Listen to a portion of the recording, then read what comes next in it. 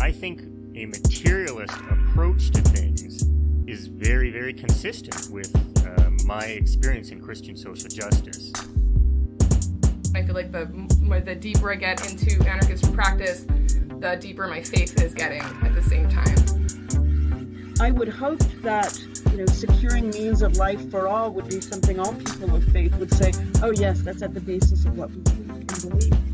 Those who are most marginalized know the most about the true, the good, and the beautiful. To me, it's less that I think building class solidarity is a bad thing, as much as it seems like if you don't attend to things like anti-Black racism, that's always going to get in the way of building class solidarity, actually. And when you go back, you find that a lot of revolutionary grassroots participatory movements, the precursors to what you could call the barrio assemblies and these grassroots neighborhood organizations, a lot of these were sponsored by the church. What does it mean to say that the Christian tradition is internally contradictory and there are antagonisms there and you're always being faithful to some aspects and betraying other aspects? Welcome to the Magnificast, a podcast about Christianity and leftist politics. I'm Matt Bernico, your podcast host, and also I'm here to tell you I'm campaigning to be the mayor of your town. And I'll kiss your baby if you want me to. I don't care. I'm Dean Detloff, and I am Matt's campaign manager in this campaign, which I'm just hearing about now. I feel like I have a lot of homework, a lot of things I need to catch up on. But first things first, I'm gonna need a list of every baby in this jurisdiction, and I'm gonna need to start scheduling them one by one for their own individual kisses. I think watching cartoons growing up led me to believe that politicians kissed a lot more babies than they really do. Yeah, it's kind of in this new era, the 21st century especially, it seems like that practice has really fallen to the wayside. Yeah, probably for good reason. Can you imagine handing your baby over to a politician to kiss on the face? I can't. In my Absolutely brain, not, I can't no. even understand why that makes any sense. No, never. Never would I do that. It doesn't make any sense. You're right. Can you imagine? Okay, all right, that would be rough. But imagine also being on the other side, being a politician, having to kiss a lot of other people's babies. That also sounds pretty bad. No, it's not good, especially during this COVID time. Yeah, I don't want to kiss anybody. Right. Couldn't do that today. Especially not a baby. Ooh. No, that's right. They're just big germ balls. In case you haven't heard, it's an election year in the United States. And in some ways, as a result, it feels like an election year in other parts of the world. Like here in Canada, it's not an election year, but boy, does everyone want to talk about the U.S. That also means that it's time for the left to cannibalize itself in public. Elections always bring out the best and worst, I think, of leftist discourse, because it's kind of like the time when everybody's talking about politics. And communists have a lot to say about elections, so do socialists and anarchists and everybody in between. And recently, already this year, 2020, there's been a big dust-up over one person weighing in on electoral struggle, and that is everyone's favorite abolitionist, Angela Davis, who said that people should vote for Joe Biden, but she said that in a pretty qualified way. Yeah, in a recent interview with Russia Today, the title of the interview, by the way, I'm sorry, no, there was reporting on it elsewhere, I think in the Washington Post, that titled their article about this, Marxist for Biden, which I think is extremely funny. Anyways, in a recent interview Angela Davis did with Russia Today, she said, "I don't see this election as being about choosing a candidate who will be able to lead us in the right direction." She's right. It will be about choosing a candidate who can be most effectively pressured into allowing more space for the evolving anti-racist movement. So that was her statement. That's what's got everyone mad. And I get it. But I think the qualification that she lends here is actually pretty helpful. If you don't know about Angela Davis any more than, she's a prison abolitionist that's kind of popular right now. Angela Davis ran on the CPUSA, that's the Communist Party USA, their presidential ticket twice as the VP candidate, and she spent her life in the communist movement, broadly speaking. So it's safe to say that she knows a thing or two about electoralism and politics. She's thought about it a little bit, I think. Some folks said that that's enough and we should just take her word for it. So you should suck it up and campaign and vote for Joe Biden. And other folks said that Angela Davis can be wrong and bourgeois elections are just bad across the board. I mean, these are both understandable positions, but let's do the good Christian and Marxist practice and go back to the text, which in this case means we're going to talk about Lenin, not the Bible. The true holy the text. Other one. Yeah. Yeah, right. The apocryphal texts. Some That's people the one. accept them as canonical and other people don't. It's one of those kind of things. Yeah, that's right. It's all in there. So we're going to talk about Lenin. We're going to talk about the Black Panthers. We're going to talk about CPUSA. All of these things that you're going to find so fascinating as a listener of this podcast. Before we get there, though, elections are also a great time for us to revisit when we used to be Christian anarchists, which is a weird thing. Which is a very weird thing. So why even participate in elections at all if you're a Christian anarchist, if you're a Christian person who believes that our kingdom is not of this world? I guess I'm only including this here so we make sure we cover all of our bases, that this is a podcast about leftism and Christianity. This is the Christian portion of the show. We're going to put it right here at the top. That's right. I think it's funny because, like, I think, okay, so people on the left, people who are maybe further left than, the Democratic Party or the DSA or whatever, they get kind of bent out of shape about electoralism because we know that even though there are two parties, they're both just the party of capital, right? We have these, like, these not incorrect but yet extremely cynic sort of like positions about voting. And, that's where a lot of people are coming from when it comes to voting. But Dean and I, as former recovering Christian anarchists, have this extremely other weird way of dealing with it. So Dean, tell me what's going on here. What's going on with Christian anarchism and electoralism, and why are we so goddamn weird? Yeah, that's a great question. One that I haven't quite worked out yet. But all right. I was reflecting on this before we recorded this episode, and I feel like I'm finally getting old enough now that the formative years of my adolescence are like alien to other people. Like you have to explain what it was like to be a young person. And that's what I'm going to do extremely briefly. So, all right. I don't know if people heard, but in 2008, there was a pretty big election. It was the first year that Obama got elected, and it was also simultaneously kind of like a cresting moment, I feel, for evangelical anarchism and, more broadly speaking, Christian anarchism in general in the United States. Yeah. People like Shane Claiborne, for example, he had written a book called Jesus for President, and he went on like a book tour before the Obama election, and that was a huge kind of formative moment. It was formative for me. Anyway, I read that book and I loved it. I think I still have it. It has survived my many book purges, so that at least expresses some kind of bizarre sentimental attachment, I guess. But anyway, what it was like to be a Christian and a person kind of vaguely on the left back then for me was reading my Bible and understanding that the Bible said that governments are bad, kings are bad, rulers are bad, and that's why you should not vote for the president. Because your kingdom is in a different place, that Christians should have a different set of values. At the time, I would have said that like capitalism is bad, but I would have said that because I would have thought Christianity told me that, not because like I understood how capitalism worked and sort of judged that it was insufficient. I'll tell a story about that in a minute, but what am I leaving out here, Matt? What could draw people in to this bizarre imaginary world of being an evangelical anarchist in like 2008-ish era? It's so hard to explain if you didn't go to Cornerstone. I think that's a big part of the story.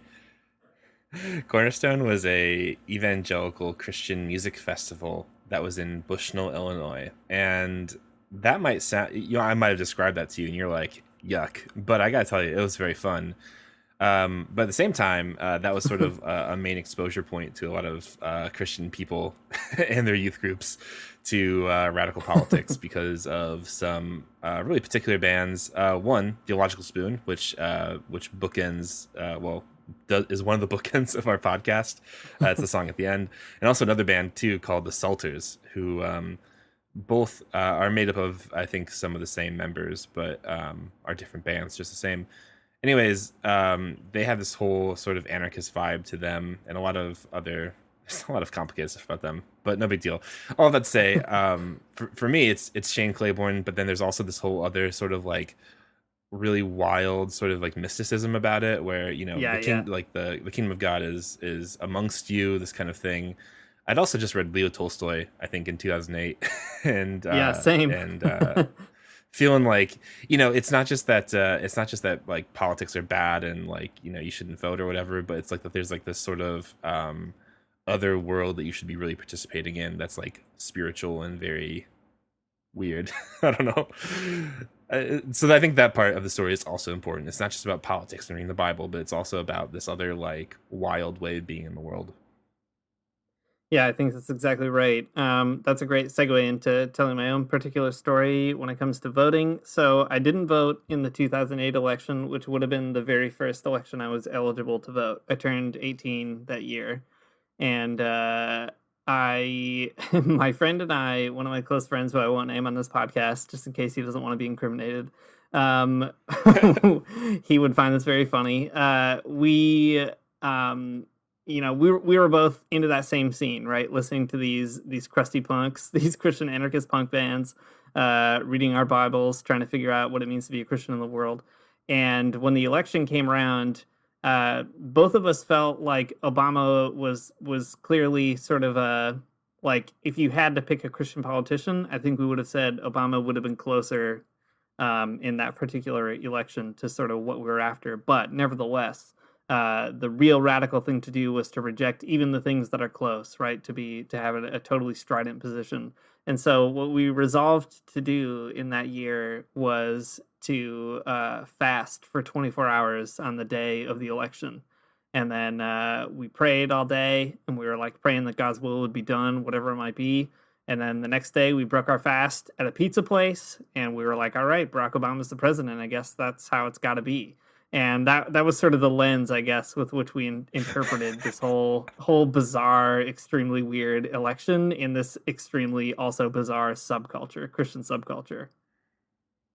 I love that.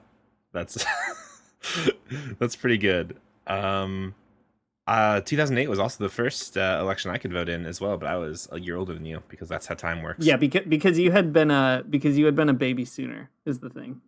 That's right. Exactly. That's what I'm saying. That's how time works. I wish I would have done the same thing. Fasting would have been a great idea. I don't think that was in my particular imagination at that moment. Or maybe it was, and I was just like, it was impossible for me. I don't know. Too hungry, I guess. Anyways, instead of voting and the days prior to it, I emailed, and I think like MySpace also, all of the all of the anarchist organizations in the nearest big city to my small evangelical college town. I reached out to Food Not Bombs and some other folks too that were there. And I was just like, hey, instead of voting, I want to do something that's actually important. And I was like, I'm going to go do Food Not Bombs or something for a day. I was just like assuming that that's what people would do. And instead, nobody responded to me. So I think didn't vote and like kind of hung around. Kudos to you, though. That's a great moment of maturity of at least being like, instead of voting, I'll do some other political action. That's great. You should be proud of that. It's something, man. I did something, and it was mostly hang out on MySpace. That's right. Yeah. Well, I'm glad to say that I think that world is lost. It's gone. The vestiges remain for sure, but by and large, it's hard for me to imagine anyone living in that same world in the same way anymore. I mean, Cornerstone Festival doesn't happen anymore, so clearly it can't. It can never be revived. But I think that these kind of examples, more than just reminiscing about a bizarre time in our lives, also do reveal some things about how Christians think about elections and about politics. And at least for me, it's helpful to look back on it as a way of tracking where I used to have these kind of Christian anarchist impulses, which are different than other kinds, and why now I am maybe more in a kind of Marxist framework. I mean, I am in a Marxist framework, and why that is. So maybe it's worth kind of talking about that really briefly before we dive into Lenin. I don't know about you, Matt, but I think the biggest revelation for me in particular in making that shift over time was actually that there are real material differences between certain governments that do or don't put us on the path to a more Christian way of being in the world. And I think that's something I would have intuited back then, even in 2008, right? I had this kind of intuition that Obama was probably better than, I don't know, John McCain or whatever. But at the same time, I felt that it was sort of ultimately indifferent, that, our kingdom was of a different world. It doesn't really matter what happens in the White House. You just kind of put your head down and do the work that you're called to do. I think over time, I felt like that was a kind of purity politics that is not reflective of how the world really works. And it seemed more like abstaining from the problem rather than giving it its full due, which is something I understood by reading Marx at a certain point in my life, a person that sort of woke me up to what was really happening in the world. But yeah, that's at least how I sort of made an exit from that position. What about you, Matt? Anything that you felt like really intervened in how you felt as a Christian back then? Yeah, I mean, I think a lot of the same vibes and ideas that uh, I think I started on the slow ascent toward Marxism or something when people were like, okay, so fine, maybe the presidential election isn't important, but what about your local elections? And I'd be like, well, yeah, I guess that Right. can be important. And that's Right. that snowballed into like, oh, I guess there are policies that people do enact that might affect my life or other people's lives who I care about. So I guess I should pay a little bit of attention to this. Hmm. Hmm. um, so yeah, I mean, electoralism is obviously not the end all and be all of politics. There's a lot more that is going on, but it ended up being like an important observation that yeah, I don't know. People who are in positions of power do make differences in the world, and they might not align with your ideology in any way, and they might have absolutely, garbage reasons for doing the things that they're doing, but it ends up being important to try to affect those things in any way you can. Yeah, that's right. Well, I think, I mean, this is all too brief. We could probably do a whole episode on Christian pathologies around voting and not voting in politics. But I think it helps at least to get this on the table that certain Christian ideas around politics make people withdraw or retreat from politics. And there's kind of an analogous thing that happens in certain factions of the left, I think, too, where there's a kind of purity narrative that gets told there as well. So I don't know if this is like an exact structural analogy, but it's one that I've kind of seen in my own life at certain points. So I'll bring it up here, and maybe that'll be a good transition to talk about Lenin a little bit. So the biggest analogy, at least that I kind of can observe, I think, is that purity analogy, that Christians feel that there's a certain dirtiness to participating in politics. And so what you should really do is keep yourself unstained from the world, pure from all that stuff, and do the stuff you're called to do, whether that's social justice work or whatever it might be. If you're a progressive Christian, you kind of allow yourself to invest in the Christian side of things and divest from the political side. I think there's also a left way of talking about this where it says bourgeois elections are so thoroughly compromised and so thoroughly a part of the very machine that we want to demolish and get rid of that we shouldn't participate at all in them, because to do so would be to grant them some kind of legitimacy, let's say, or it would also be to get yourself complicit in what's going on.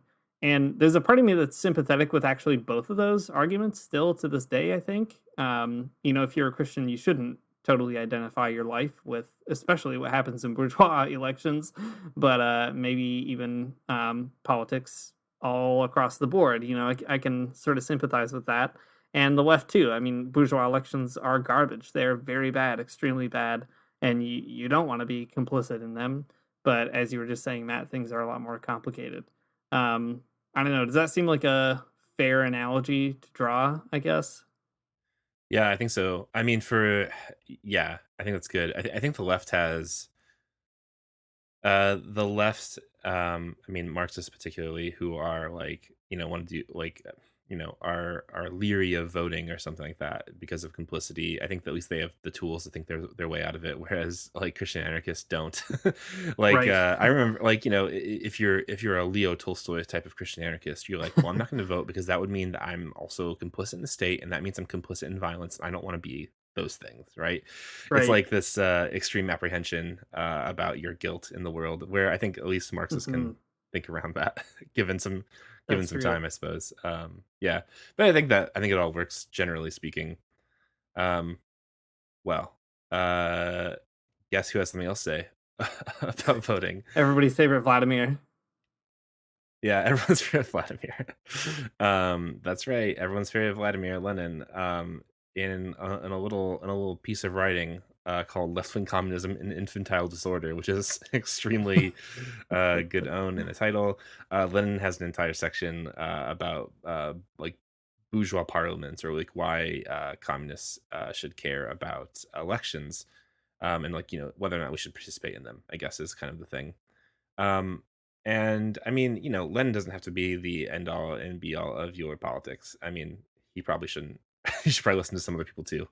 But that being said, I think like that Lenin has some sober ideas about electoral politics, especially. I mean, they kind of speak to the moment that we're in. Okay, so this part of left-wing communism and infantile disorder, Lenin starts off like this. He says, "Should we participate in bourgeois parliaments? It is with the utmost contempt and the utmost levity that the German left communists, those German lefts, they reply to this question in the negative." And he goes on to kind of lay out exactly why the German left communists say this, and they have some reasons that you'd actually be really familiar with. Basically, they think that like the bourgeois parliament, it's already outmoded. We can't we can't go back to bourgeois parliaments, and to which Lenin says, like, I guess it is outmoded, but like, I don't know, a lot of people are still pretty involved in them. What are you talking about? We can't go back. Um, Anyways, a little bit later, Lenin kind of lays out at length, I guess, a bit of like the strategy of being involved in electoralism with regard to communism, and I think it's a pretty, I don't know, it's a pretty good argument.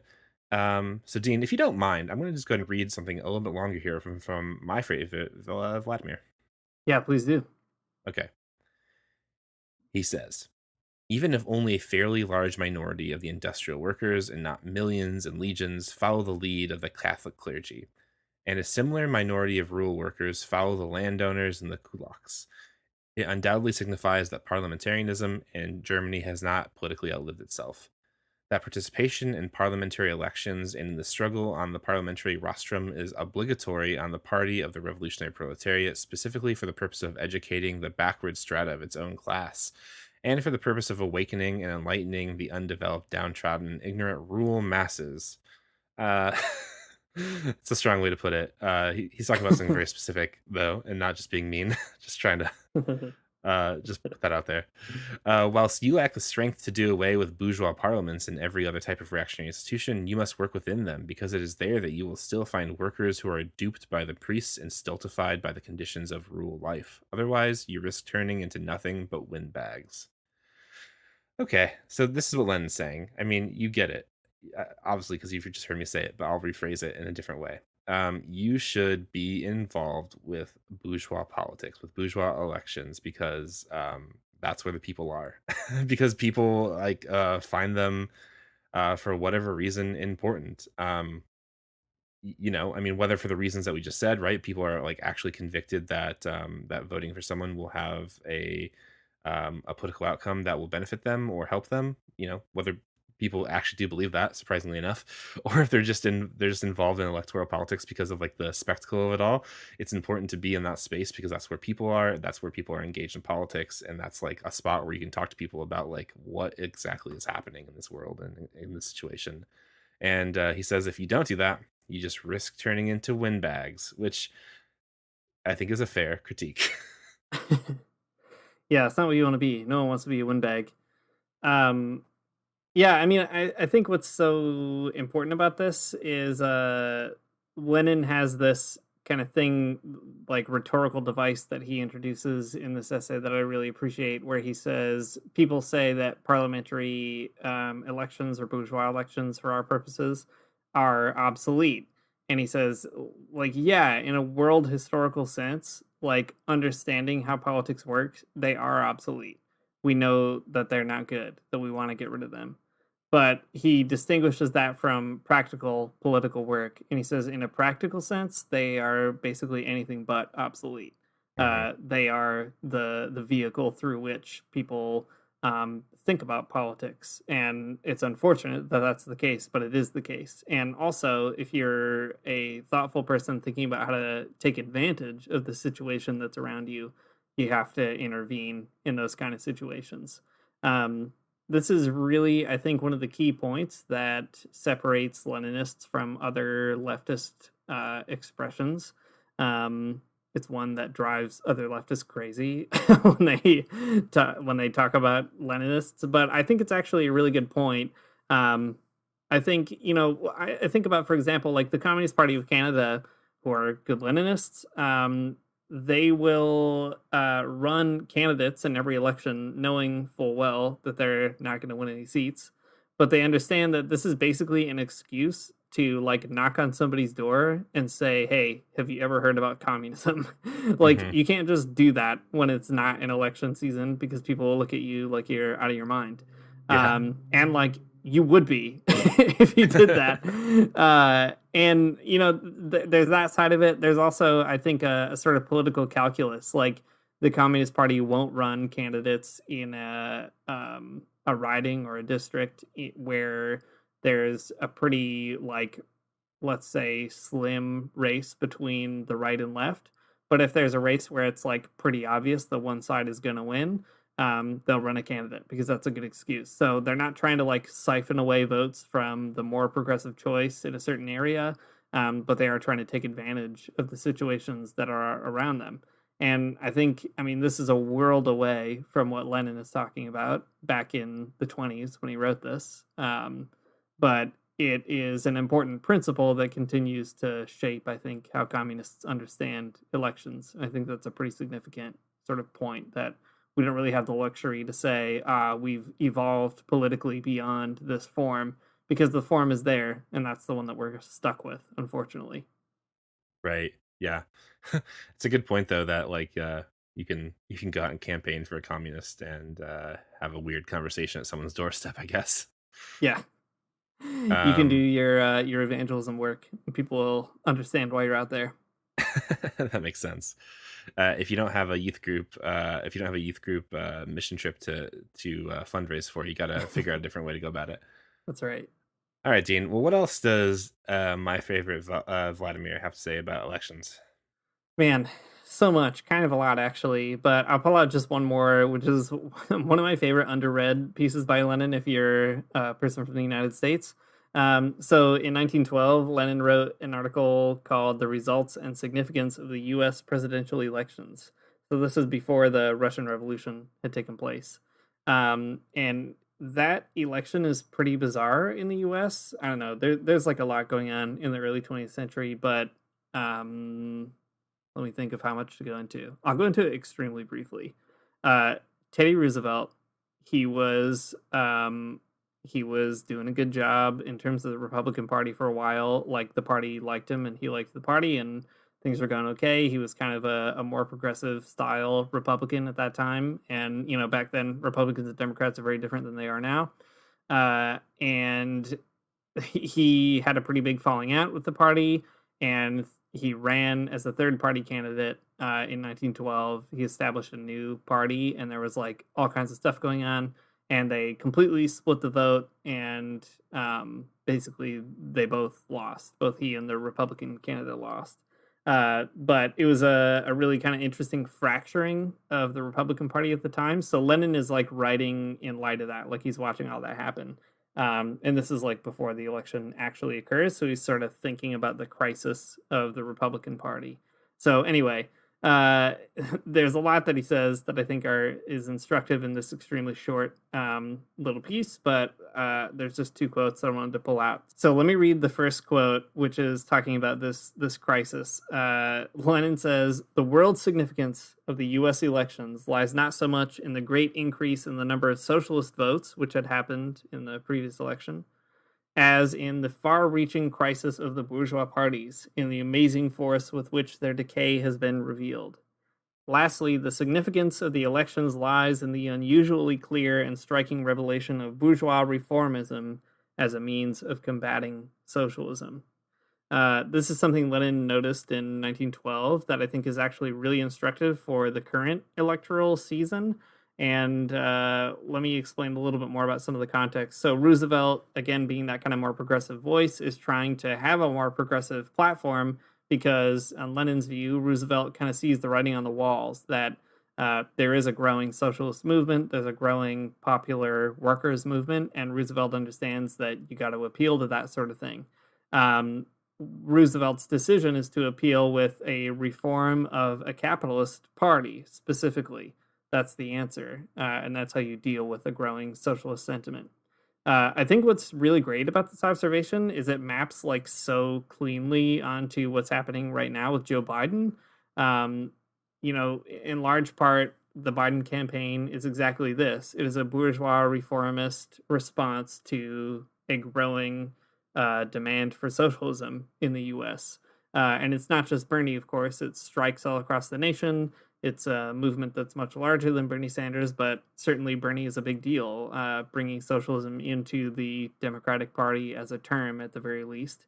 And I think it's important to kind of recognize that there's a crisis happening in the Democratic Party, which is kind of the inversion of the crisis that was happening in the Republican Party back in 1912.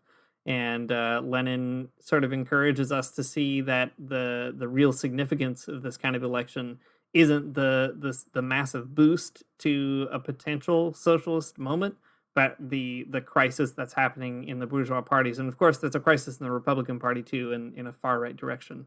But for the Democrats, I think it's really instructive to see Biden as the sort of compromised bourgeois reformist candidate that's emerging to combat the socialist threat.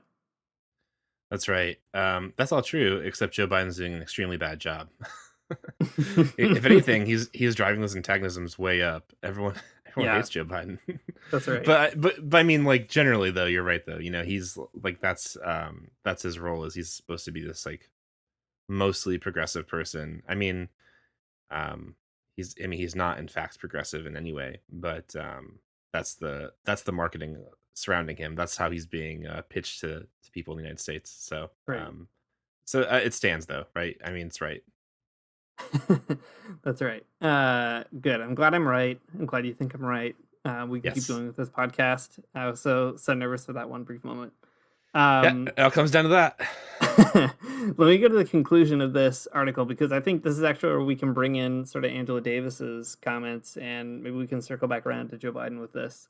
We can sort of pause in the middle of the podcast here to evaluate what we think about voting for Joe Biden. Yeah. All right. So at the end, Lenin says this: the American proletarian has already awakened and has taken up his post. He greets Roosevelt's success with cheerful irony, as if to say, "You lured 4 million people with your promises of reform, dear imposter Roosevelt. Very well. Tomorrow, those 4 million will see that your promises were a fraud, and don't forget that they are following you only because they feel that it is impossible to go on living in the old way." I think that's a really instructive way to understand the Biden election. It seems to me that those who are persuaded to vote for Biden are persuaded in precisely the way that Lenin suggests, that if they're awakened to take their post, it's with a certain irony, saying, okay, Biden, you've managed to convince these people, enough working people, to come along to your side, but don't forget that like everybody sees through you, and the only reason people are voting for you is because they think it's impossible to stick around with Donald Trump, that you're only president by virtue of the threat. What will happen in November, obviously, is anybody's guess, but I think Lenin is right to sort of give us this perspective, at least, that a Biden success is not necessarily a clean success. Yeah, exactly. I mean, what Lenin is saying here is exactly what some people on the left have been saying for a while, right? That like Joe Biden getting elected doesn't mean that all the protests and uprisings are going to stop, right? It's that those people who will begrudgingly vote for Joe Biden in the end will continue marching, and will continue sort of like the struggle against white supremacy, against racial capitalism, and so on. And Joe Biden, like Sucks to be him. Is gonna have to deal with it all when it's all over, right? Like all these people are still gonna be there. They're it's not like Joe Biden will win and we'll be like, well, finally a victory for the people or something, Hmm. and we can all just chill out for a minute. It's like Hmm. no, if Joe Biden wins, then that's fine, but it's not like the struggle stops. Right. Yeah, exactly. And I think that's exactly what Angela Davis is saying too, right? That as she puts it, what we're really voting for is not a leader or something like that, but a person who we think could be at least could sort of be pressured more than the other. Which is not to say that Joe Biden is like a great listener, just waiting around to hear what the social movements tell him to do or anything like that. But at least as far as I'm concerned, I think you're kidding yourself if you think that like Donald Trump and Joe Biden are the exact same kind of person who can be pressured or not pressured in the exact same kind of way. And that's what Angela Davis is getting us to sort of think about. And I Yeah, think what Lenin is sort of suggesting too, right? That yeah, like I don't know, vote for Biden because you think that that's kind of the role that you have to play right now. But do it understanding that this is a person that you could pressure in a way that would be different than pressuring Trump, and that's not negligible. that's true. I mean, something that is important there too is that it's how Joe Biden will and the Democratic Party writ large, right? Like how they will end up navigating like their massive unpopularity is going to be really important. Right now, it's like easy for them because it's an uphill battle against someone who is like cartoonishly evil, right? So it's like Hmm. they're the good guys. It's so easy to paint themselves that way. But if they are people who are in power and like there's still massive pressure against them, right? And there's still protests and there's still like riots and uprisings and there's still organized resistance to everything, like there is now. Like the liberal facade of the Democratic Party like crumbles and they can't do anything about it other than, either listen or like, look stupid. And I don't know. I'm not saying that Joe Biden will listen, but there's a chance. There's a different chance than Donald Trump would for sure. Yeah, I mean, it's important to frame this too with the hindsight of Obama, right? That a lot of these movements already occurred under the Obama presidency, right? Black Lives Matter started under Obama, Occupy Wall Street was under Obama, Standing Rock, etc., and lots of stuff in between. All those things happened under Obama, and so it's not to suggest that having a Democrat or a liberal president would just automatically win these concessions, but, at the end of the day, that's not what Angela Davis is saying. She's just saying if you take a kind of sober look around you, you can understand that there is a material difference between these two things, negligible though it might be. And this is about the long game, not pretending that you could sort of win overnight. I think that goes back to what you were just talking about with the left wing communism piece that um, yeah, like parliamentary elections, they're obsolete in a historical sense, but like they're here. We're stuck with them, so we've got to deal with it. Hmm. And I think it's also important to recognize that voting is like not a big deal. Like people treat it as though it's a massive kind of commitment, but at the end of the day, it's not. And you can just sort of do it and forget about it. And to inflate it to be such a massive identity defining sort of moment, I think is actually, I don't know, my hot take is that it's just giving into the liberal lie that voting is all that matters, but from the Yeah, left, which is yeah, not what you want to do. yeah. Totally. I think that's right.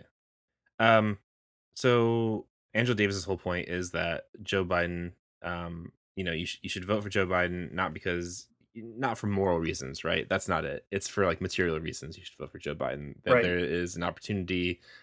Well, first of all, I mean that Joe Biden might enact policies that benefit people. That would be nice, but unlikely. Hmm. Just the same. The other reason is that he might be a person that could be pressured into, making more space for the ongoing anti-racist movement, as she says, and I think that's true.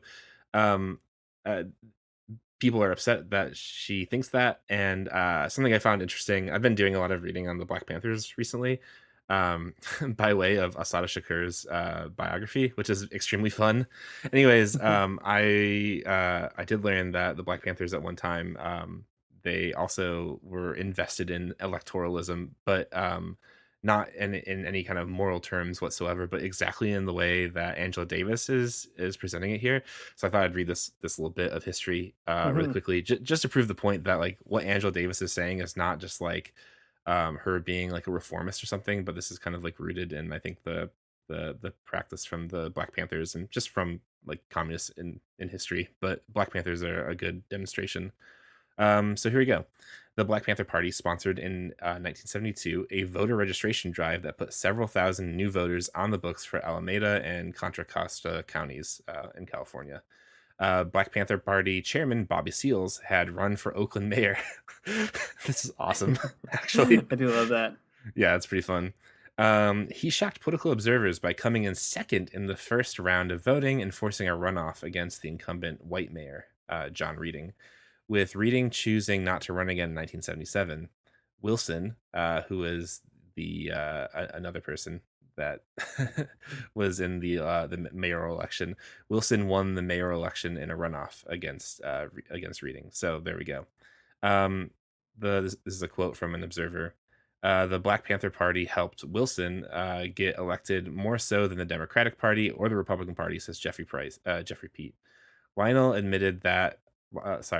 Lionel Wilson admitted that, and his quote was printed in one of the Black Panther Party papers. It was just a fact. They were organized. They were at the pinnacle of their power and development at that particular time.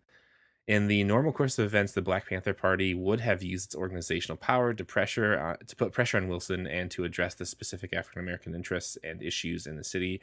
But Panther co-founder Huey Newton had just returned to Oakland from exile that year of Wilson's election as mayor, setting off a fierce turmoil in fighting within the Black Panthers, which led to the ouster of Seal and Elaine Brown, who were both leaders in the party. And the Huey Newton kind of steered the party in a different direction away from electoralism. The whole point of the story is, first of all, isn't it awesome that Bobby Seale ran for mayor? That's the Parks and Rec I want to watch. That would be a great TV That's show. right. Yeah. I'm so into it. But when Bobby Seale came in second, they threw their like weight behind this other guy who they thought who would go on to be the first black mayor, by the way, in Oakland.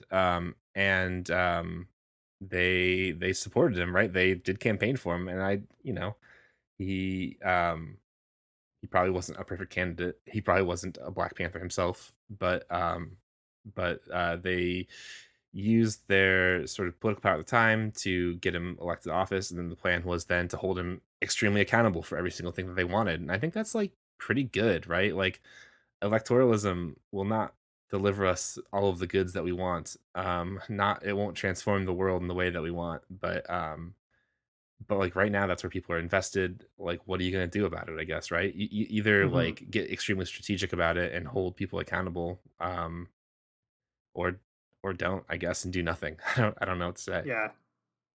Yeah, I mean, it's a point for the left. I think it's a point for Christians too, to bring that angle back around, because Christians are always going on and on about how we've got to do things like enact social justice. I mean, liberal, good, progressive Christians are always saying that. But there is a sense in which people can say they're like above the Democrats or the Republicans, right? They're beyond the fray. I mean, we've talked about that at length in the podcast before in previous episodes. But I think that's a really dangerous way of thinking about politics, because at the end of the day, we should be getting our hands dirty because some situations are more conducive to establishing social justice in a kind of Christian framework than others. You know, if you're really a Christian who thinks about social justice, then you would want to pressure an elected official to do one thing rather than another. And if you want to do that effectively, then you have to understand that some are more easily pressured than others. And that just seems like such a sort of basic principle. But it's really easy for Christians and leftists both to identify so strongly with principles that they, I think, kind of lose the strategic plot. So it's good to have the Panthers as a counterpoint, at least, to understanding that there was a revolutionary organization that tried to think through all the bizarre things that it would mean to participate in electoral struggle. Yeah, totally. Just, I mean, again, the Black Panthers don't need to be like the sort of end of the story or whatever, but just like Lenin, I think they kind of help us understand the ways that other people who are, committed to socialism have kind of thought through the problem, and I find it at least not a bad strategy. Yeah, I agree. Well, let's end here talking about communists, contemporary communists. Sure. I should say, okay, look, there are a lot of opinions in the socialist world and the communist world, etc., and you can have your own. We're not here to tell you what to do, but I think it's actually important in a moment like this for the left to open itself up to a variety of perspectives on what it means to think about elections and all that kind of stuff. And to do that in a way that is not just looking to like get upset at somebody else, but looking to find points that might actually be agreeable, or places that you can work with and push people in certain directions and learn from them too. And I really appreciate hearing from the CPUSA in particular, although everybody has their disagreements with this or that line. I think the CPUSA has some good things to say, and they have certain they get in hot water every electoral season because people I think hear certain headlines and misunderstand what's really going on there, and it's worth talking about that a bit. So there was an article on the CPUSA's website not too long ago by Michael David Lynch that is directly on Leninism and electoralism, and I think it's good to read a little bit from that. So let me read, and then we can chat about it. So Michael says, many ask if it's a compromise to vote for a Democrat to oust Trump in the November elections, and the answer is yes. But Lenin stated that these compromises are necessary on the road to revolution to build unity and revolutionary potential. Without struggle, there's nothing to build on. Class struggle and the road to revolution is a marathon, not a sprint. Goes on to say, let us reiterate that our party does not endorse bourgeois candidates. Rather, we endorse ideas and policy over individual candidates, no matter how progressive or left they may seem. For example, our party endorses the Green New Deal and Medicare for All, but we never endorsed Bernie Sanders. We, like the Russian Bolsheviks living a century ago, understand the limits of bourgeois democracy and are critical of the reactionary policies held by conservative and liberal politicians alike regarding healthcare, education, women's reproductive rights, climate change, and so forth. But let's unite the working class around these issues we agree on and defeat Trump in November. Let's celebrate Lenin's 150th birthday and honor his legacy by carrying on the torch of revolution and freedom. First stop, defeat the fascist threat. King Trump, like the Russian Tsar, has fallen out of favor with working people and will go down in history as yet another pitiful tyrant who refused to meet the demands of his suffering people. We must avoid further setbacks for the working class. We ain't going back. I think that, there's a lot to maybe key in on here and things that people can offer plenty of comradely critiques on. The Green New Deal is not something I'm particularly pumped about, for instance, for good communist reasons. But the broad strokes of this, I think, are worth considering, namely, owning, first of all, that it is a compromise to vote for a Democrat over Trump in November, but owning also that compromises are things that you don't have the luxury of choosing not to do if you want to forward the struggle as it is. Certainly, it would be great to have different material conditions that we could choose from in this particular moment, but the fact is these are the ones we have, and in the absence of a real socialist party that has a mass appeal at this very moment, it's kind of like, what's the calculus that you want to run? And I think it's important to attend to all that sort of nuance, to recognize that to say you're voting for Joe Biden is not to say you endorse Joe Biden or something, which again, I think is to kind of make that leap is to give into the lie that liberalism tells, that every vote is a happy endorsement. Instead, it's to see this all within a much broader strategic story narrative.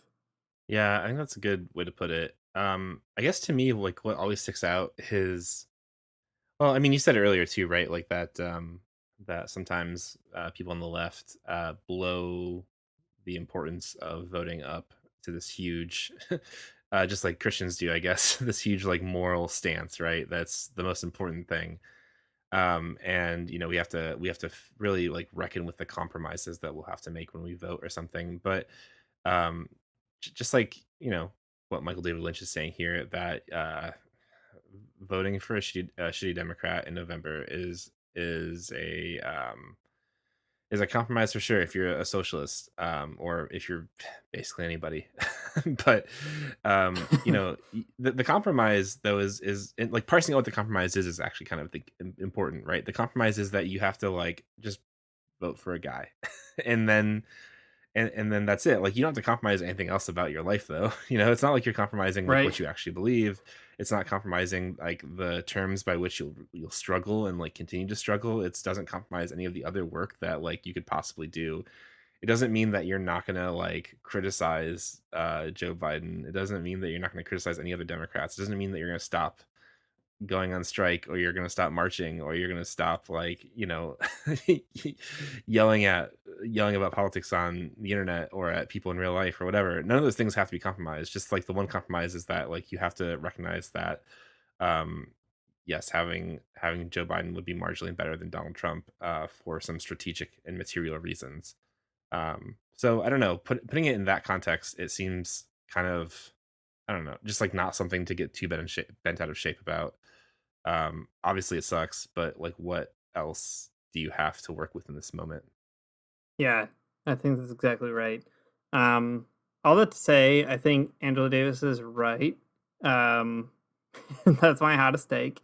But I'll say that while also recognizing that I think there is a temptation that a lot of people have to say Angela Davis said vote for Joe Biden, so you have to. And I think that's also not exactly fair. Yeah. I feel pretty convinced that like voting isn't a huge deal. It doesn't take away from you, like you were just saying, Matt. And it's a thing that can, in fact, create openings that wouldn't otherwise exist. I feel convinced by that. But I wouldn't fault anybody for not feeling that way. And the biggest thing that I think drives me wild about these conversations around Angela Davis in particular is that she spent her life as a revolutionary, doing a lot of revolutionary stuff. And I think that there's a tendency for especially kind of liberal-leaning folks to then mobilize her against other people to say Angela Davis says vote for Joe Biden, so you have to, while ignoring everything else she says, because it's like vote for Joe Biden, but also she's like be an abolitionist and be out in the streets and organize with other people. That's the real thing that Angela Davis is telling you to do. She's telling you to vote for Joe Biden, sure, but what she's really saying is build a movement that can pressure a person like Joe Biden. And, when that person is in office, if they are, then be ready to sort of meet them with the resistance that you have that actually matters. And I think that's really the key to the whole conversation. It's easy to get hung up on do or don't vote. It's much more important, I think, to be hung up on how are we going to organize a resistance regardless of who gets elected, no matter what we decide to do in our personal lives. Thanks for listening to the Magnificast. If you like what you heard, you can support us on Patreon at patreon.com/themagnificast. You can buy our stickers and shirts and posters and whatnot at redbubble.com. You can search for the Magnificast there. You can follow us on Twitter. You can send us an email at themagnificast@gmail.com. You can just find us wherever you want. Our music is by Amari Armstrong, and our outro is by The Illogical Spoon. See you next week. I don't want to get up for church in the morning, souls alive. Heaven come to earth and there won't be no church. We'll meet down by the riverside. There we'll swim with all creation. Never get tired, never bored. Don't worry, someday there'll be no dam between us and our Lord.